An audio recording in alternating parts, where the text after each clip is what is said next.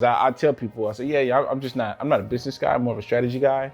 Nobody's ever reframed that thinking for me in terms of, no, you're looking at business, the idea of business wrong.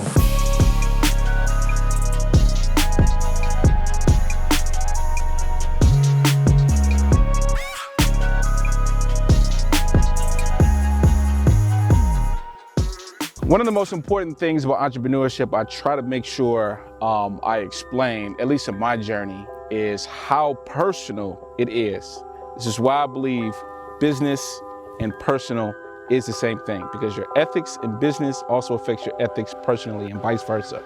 In doing so, I realized that the problems and troubles that I run to also means I have to elevate myself. I have to elevate my mind, I have to elevate my body, my spirit, whatever. I gotta elevate my ethics. Just everything is about increasing and improving in who you are because of the new challenges that you're facing from a business standpoint and an entrepreneur standpoint, and also personally. So I'm about to meet up with a guy named Ron Lynch. Ron Lynch is a very well-connected guy in Austin, Texas, very intelligent, and he helps businesses get to the next level. And I've run into some problems in terms of, how to, market a certain type of way, how to obtain, newer clients and things like that, and things that I'm trying to really elevate to the next level, how to really kind of like expand my business and stuff like that. And he's gonna help me figure out some problems that I've been having. So again, in order to make it to the next level, you gotta improve yourself. You gotta improve your mind, gotta improve your body, gotta improve your spirit, gotta improve everything, gotta be holistically. See what I'm saying? That's how you continue to make yourself a business that everybody wants to be a part of, have a culture that people respect, and then most importantly, continue to have a positive impact. So.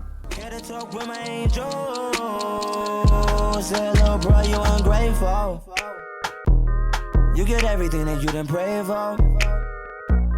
So why you being ungrateful? I had a talk with my angel. Hey! Say, little bro, you want to go at it again? I just my family and friends. Can I get a hold of me? Asking me then where you been? I'm sorry. My home situation was very bad. I was always going from school to school. I didn't live with my parents or anything like that. I lived in children's homes, which are run by the state. What state? Missouri. Oh, wow. Yeah, and... So one of the abandoned states of the United States. Yeah. Oh, it is, really? Yeah. That's interesting. Yeah, where in Missouri? Well, they call it the state of misery, but yeah, in the state of misery, I'm from St. Louis, Missouri. Uh-huh. And I went to lots of different children's homes. So you're in a family home. When you say that, is that with a family, or is that a fancy word for an orphanage? I don't know. Sure, orphanage. They don't call them orphanages. Right, I know. They like stop calling them like. It's probably offensive, but I don't know.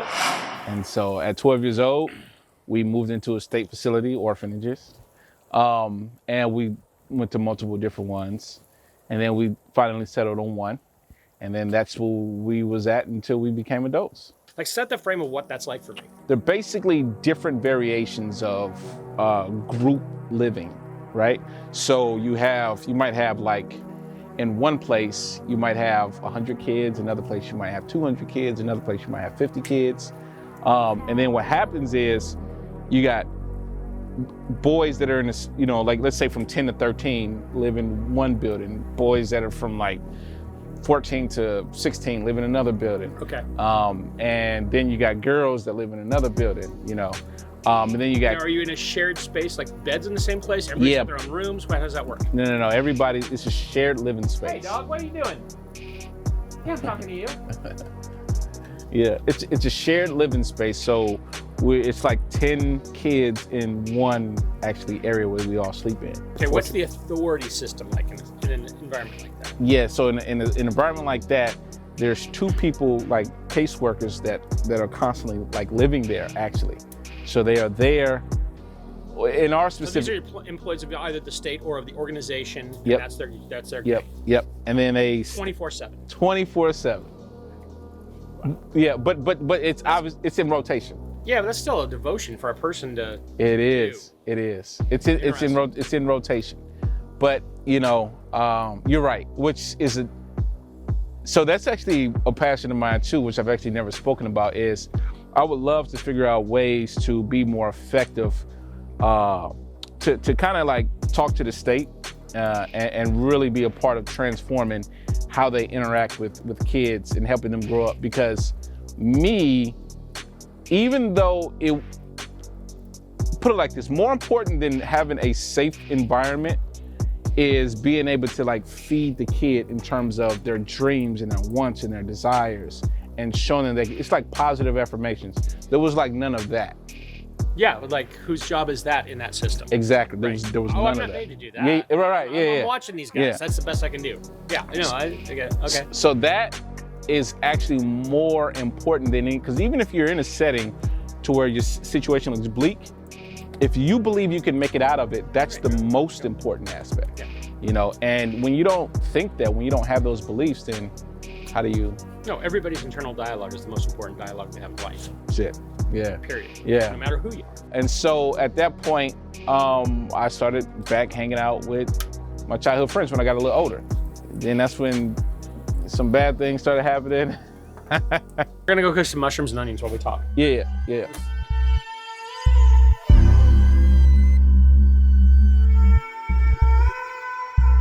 So you took your knowledge, this is so amazing, this is like crazy. So you were working at a Do you grocery see why I believe in conspiracy theories? you were working at a grocery store, and then you started writing scripts for movies. So you wrote some scripts, got validated by some industry people, and then you met up with some ad guys. They seen how impressed other people in the industry were of your movie scripts, and so they hired you on full time in order to do their own scripts for their. They actually hired me as an independent contractor for 4 months, and then the stuff started to prove itself, and I became the creative. Wow, so you took a skill from one domain and then transferred it to a completely different domain. That's amazing about skill. Well, Skill so is it's true. transferable. How does that happen? Everything aligned up. Everything was just like boom, and then from that point forward, like I went from like a $60,000-$70,000 a year job in a grocery store to writing. My first long form infomercial was for, I think, a product called the Ultimate Chopper. The second was for the Total Trolley. Then I did Light Relief. I did all these. There were $100 million shows, one after the next after the next. I was making $100 million television shows when it was a big deal to make a $100 million movie. Wow. And nobody knew my name. So let me ask you a question. So I started my business just a few years ago, right? And one of my biggest issues has always been two things. I am good at strategy. I love strategy. I don't consider myself a businessman. I consider myself someone that just loves what he does and then has figured out the best way to execute that. So somebody that, like me, for example, that doesn't know a lot about business, but wants to expand his business, what would you tell someone like me? What would you tell me? The first thing is change your mind. Okay. You create revenue for yourself. Yeah. Okay, so you have an income. Yes. You have a home or apartment that you pay a mortgage or a rent on. Yeah, house. You have a vehicle. Yes. You have a relationship that you're maintaining. Mm-hmm. So let's go back to the first thing. You're not a business person? Correct. Challenge that thinking. Well, That is a business. okay. Everybody who runs a household is running a business because every business runs that way. You have to generate revenue. You have to pay your bills. That's a business. Your life is a business. You're already successful at running a business. So the first thought of I'm not successful at running a business, I'm not a business person, is abjectly not true. You are a business person and you are running a successful business. It's called your life. You're doing that. Interesting conversation, man. Definitely don't have these type of conversations often. But more importantly, man, I just... How can I be useful to you? Well, the number one thing I would say is I like being able to bounce ideas on how I can, like I like what you just said, for example, that I've never heard anybody say that to me, because I tell people, I say, I'm not a business guy, I'm more of a strategy guy. Nobody's ever reframed that thinking from me in terms of, no, you're looking at business, the idea of business wrong. You're already doing things that constitute a business. You just need to get the idea of business out of your head that it's different from what you're already doing. Do you see how helpful that is to people that see themselves, because of their own insecurities, for whatever reason, beneath you? Yeah. And if they can simply go, I'm running a household, I'm running a business, holy shit, I'm running a business. Yeah. Now I've got an ounce of confidence and I can go, what else is possible? Yeah. The people that are having the hardest time surviving are the best survivors. Yep. That's huge. It is. They don't see that in themselves. They don't understand that being a survivor and muddling through a tough day with a terrible job, a terrible boss, an ex-husband, blah, blah, blah, all that stuff, that's war. Yeah. That's actual war. That is. And if you can strip all that stuff away and go, hey, you know what? You made it today. You're going to make it tomorrow. What's the difference to make you get ahead? And the difference to make you get ahead is not you getting ahead, is you helping somebody else get ahead. Yes. Because if you help somebody else get ahead, they can't help but drag you up with them. Thanks, man, so much for hosting us, man. Ah, man, really appreciate that, man. No, thank you.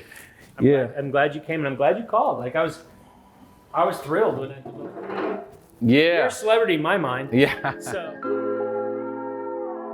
guys, just wrapped up a dope meeting with Ron Lynch, man. Invited us into his home, and we talked a little bit about my personal life, talked a little bit about business, how they're connected, how a story of a kid from the north side of St. Louis can really impact the world. And yeah, man, it just really helped me understand how to take myself to the next level and how to take my business to the next level. Really important. Whenever you are trying to go to the next level, you're gonna need a coach, you're gonna need consistency, you're gonna need community. These are really important aspects of trying to take it to the next level. So next time you're trying to wonder, like, you know, what should I do? How can I take my idea and bring it into fruition? Remember those three aspects. Those are very key aspects.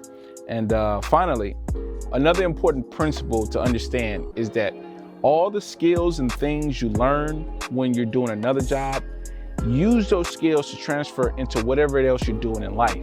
So for example, many times we are working at a job we may not like or anything like that, but still do your best. Do your best, because as you're learning the things that it takes to be successful at that, those things that you learn to be successful, even at the things that you don't like, you're gonna have those same skills to be useful in the things that you do like. So skills are transferable. Skills from what you don't like can be transferred to things that you do like. So anyway, like, subscribe, comment, and I will see you guys in the next vlog.